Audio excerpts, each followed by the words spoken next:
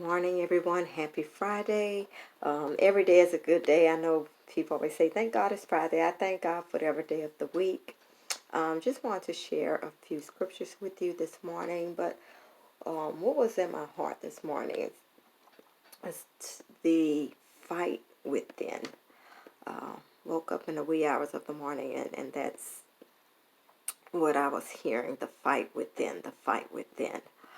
So we will go into depth on that because really that's our worst enemy, as some would say as well, is the enemy within me, or the enemy within us.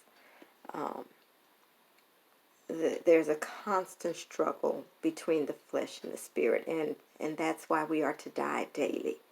Every day we have to make Jesus our choice. We must die daily. No longer that I live, but Christ that lives in me. So the struggle is within. And again, the phrase that kept coming is the fight within. The fight within. Even as I was fighting with my flesh this morning to get up. Because sometimes the flesh does not want to get up.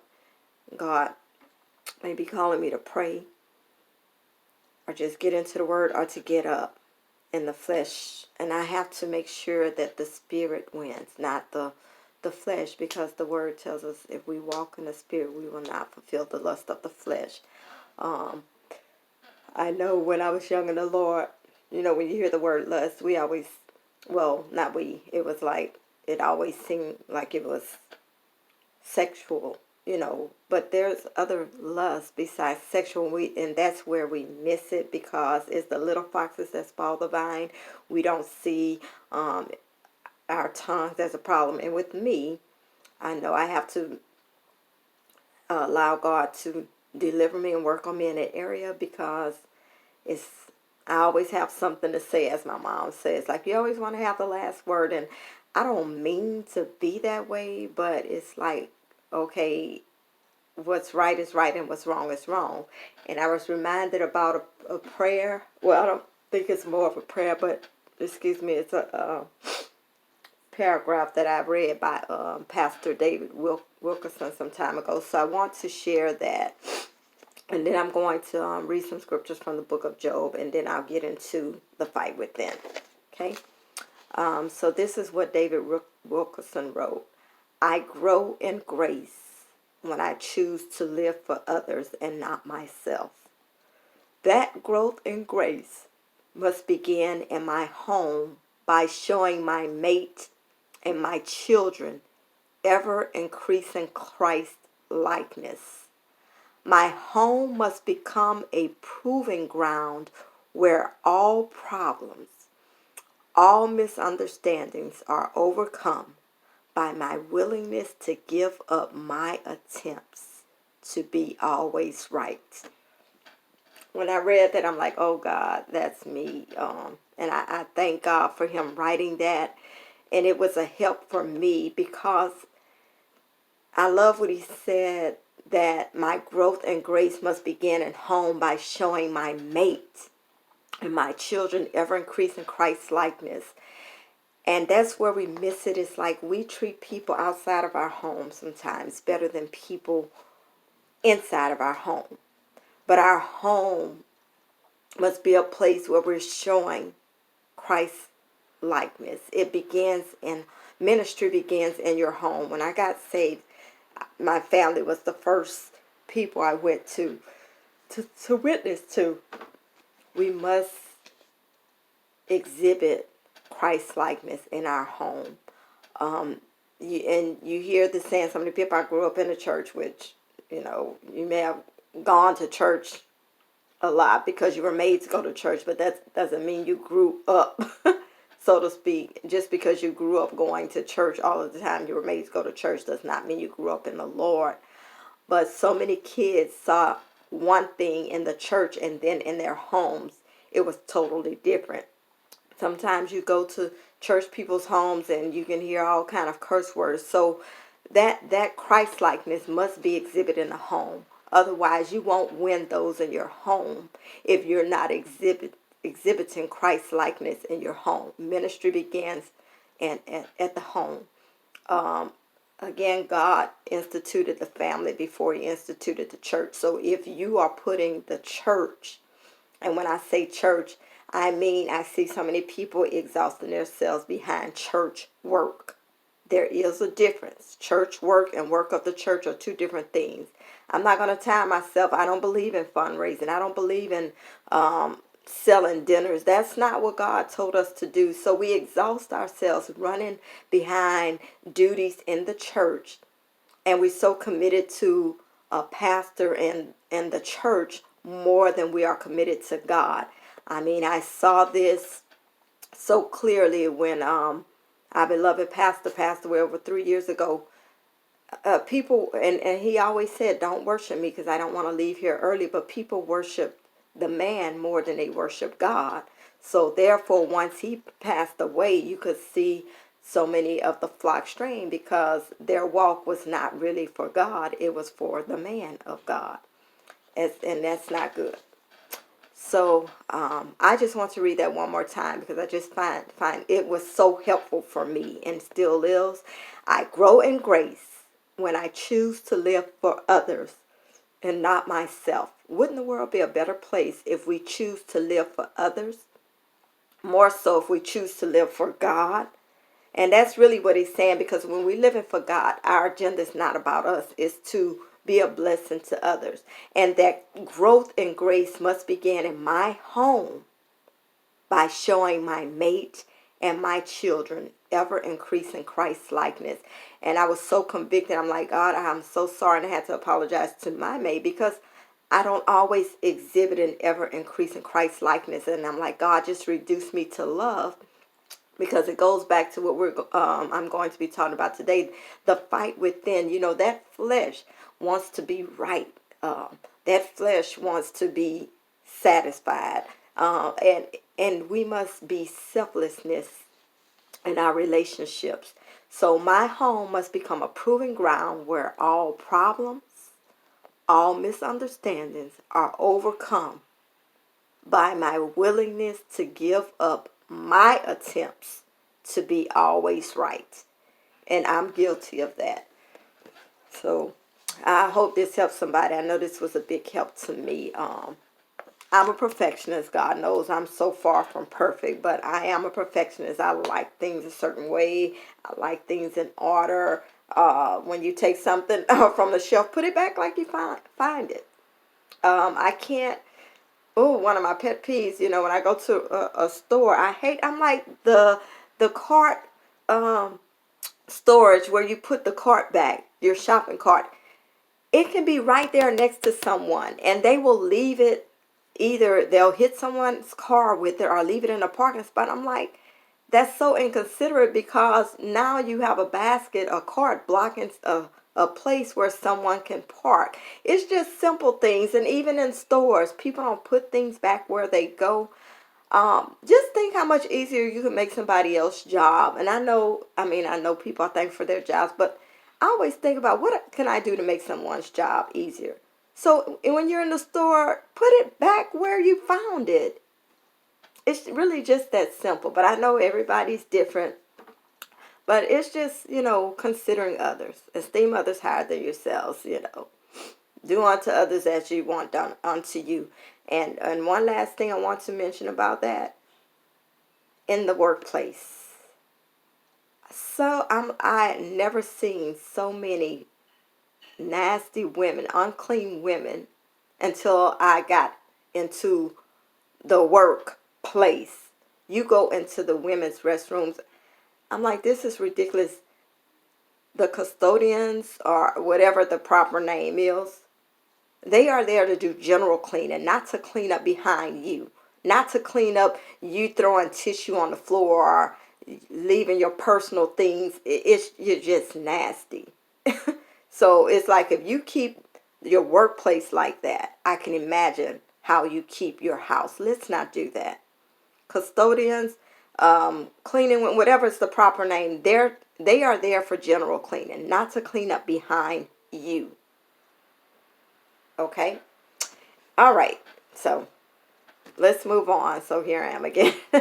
Just pray for me, please. Pray for me in that area. Only if you know how to pray. I'm not asking just anybody to pray for me, okay?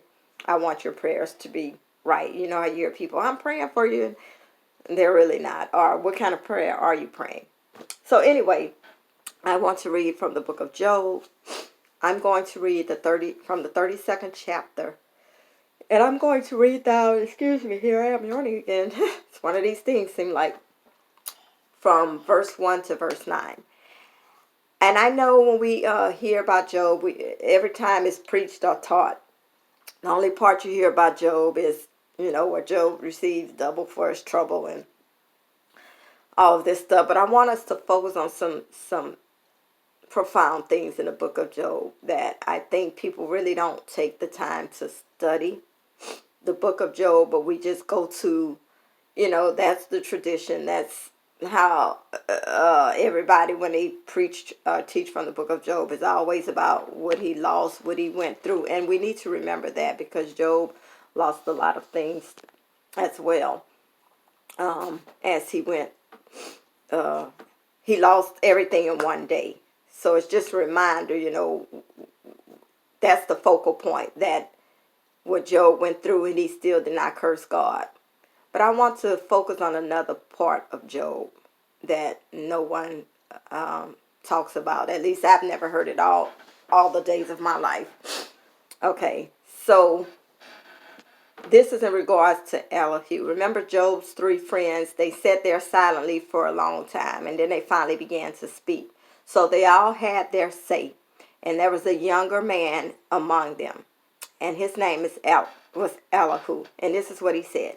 So these 3 men ceased to answer Job, because he was righteous in his own eyes. Then was kindled the wrath of Elihu, the son of Barachel, the Buzite, of the kindred of Ram. Against Job was his wrath kindled, because he justified himself rather than God. So this young man, he listened to these 3 wise men. And basically, they weren't saying anything. And Job had justified himself. So he was angry with Job. And here's what Elihu, now I'll continue reading verse 3. Also against his 3 friends was his wrath kindled. So he's mad at Job and the 3 friends because they had found no answer, but yet they condemned Job because they were thinking because he had sinned. All right. So now Elihu had waited till Job had spoken because they were elder than he. So he had respect. We don't have that anymore. But he waited till the older men had their say. And Elihu, the son of Barachel, the Buzite, answered and said, I am young, and you are very old. Wherefore I was afraid, and durst not show you my opinion.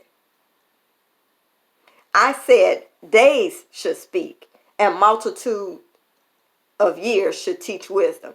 And I understand what he's saying. I gave honor. I was young. You guys are older, so I know you guys have wisdom and should be able to speak. He said, but there is a spirit in man, and the inspiration of the Almighty giveth them understanding. But there is a spirit in man. Great men are not always wise, neither do the aged understand judgment. I want to read that one more time. Great men are not always wise, neither do the aged understand judgment. So what he's saying, just because you're older and just because you're great, that doesn't mean you're a wise man. Because who the world calls great, a lot of times they're foolish. Okay? And just because you're older does not mean you understand judgment. Because it's one thing to be young and foolish, but when you're old and foolish, you have problems. Because people are old and they still playing the same games, doing the same things they did in their youth.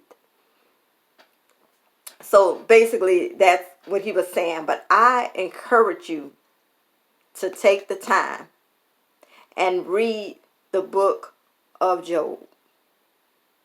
The whole book, but study that 32nd chapter. I mean, if you just read through and he just continues talking and speaking, we need to be able to hear. Just because we're older does not mean younger people don't have anything that they can contribute or teach us something, because I learn a lot just watching children. You can learn so much just watching children. And even the word says that we must have childlike faith. For our Father, to be able to have the faith of a child. Children trust. They believe what you say. And that's why we should have that childlike faith. But you can learn so much from younger people. Age has nothing to do with it. As he said, neither the age understand judgment. I see so many, there was a time when you could learn from the older women, but there's so many older women that's so foolish.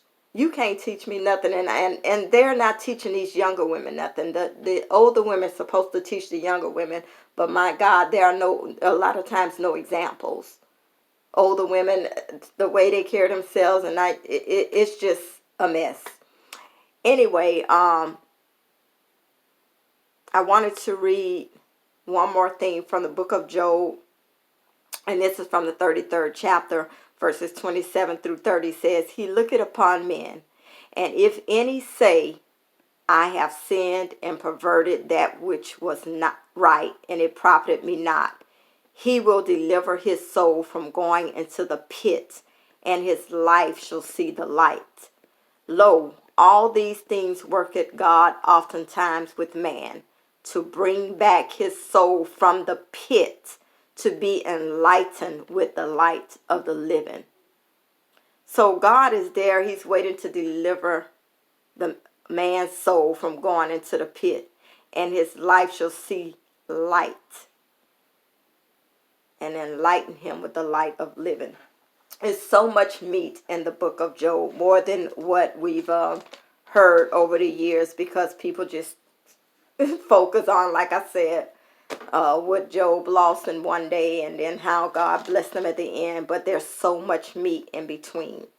All right, I've always said this is the best book anybody can read. No matter how many times I read through the Word of God, I always see treasures in here that I did not pick up. Like I said, I've read the Bible several times. Oh my God, over and over, and it's like, oh wow, I don't remember seeing that. But this is the living Word, and this is a book that you can read every time and always get something out of it.